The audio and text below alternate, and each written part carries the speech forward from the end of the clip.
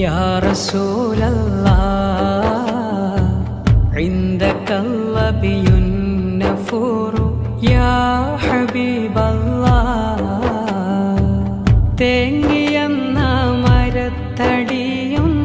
താഴ്മയാലെ നിന്നു സവിധം ഓടി വന്ന പേടമാനും യാ റസൂലല്ലാഹ് തേടി അഭയം അങ്ങയോടായി യാ ഹബീബ